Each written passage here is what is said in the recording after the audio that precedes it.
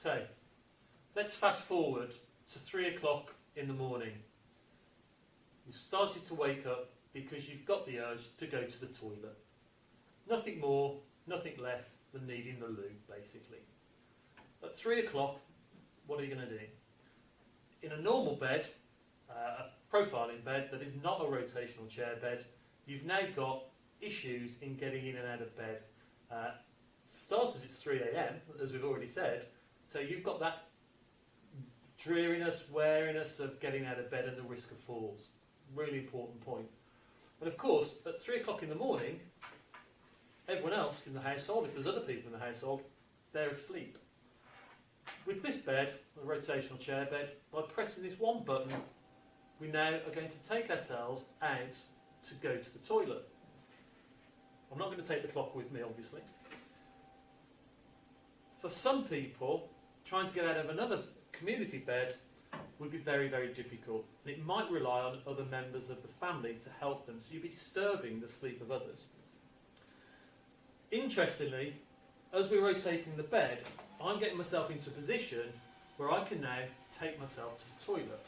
Obviously, for the sake of this demonstration, I'm not going to go to the loo, and I'll just pop this clock down for a second.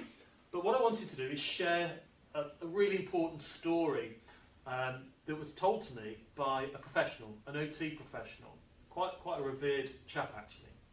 And what he said to me about products such as the RotaPro, such as this rotational chair bed, is in this day and age, and I say this day and age, why are we training people who are perfectly continent? In other words, they can go to the toilet very easily, but when they go to bed, because they either don't know about this product, haven't seen the product before, maybe they can't afford the product, maybe it could be through an OT and a loan store made available, why haven't they got this type of equipment? Because what we're doing is forcing them to remain in bed, and they can't get out on their own. So if they have carers, for instance, in the morning and at night, those carers have gone. So they're then stuck in bed, which means they've got to have an alternative system to be able to go to the toilet.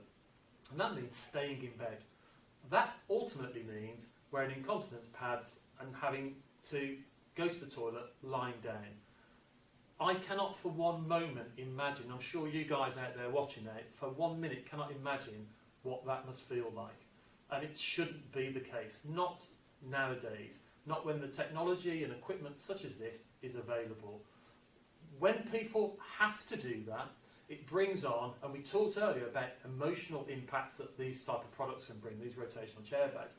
Imagine the mental, emotional impact that it has on you when you're quite capable of getting out of the chair to go to bed, but because you can't, you're having to soil yourself in bed.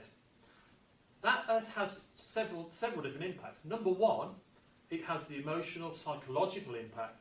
And number two, from a pressure area perspective and an impact on the skin integrity, you're then allowing moisture to stay between the skin and the next layer, which might be the pad, or it might be going through, depending on the situation, onto the sheet or onto the mattress. And that's something that shouldn't be allowed, because that brings further physical complications.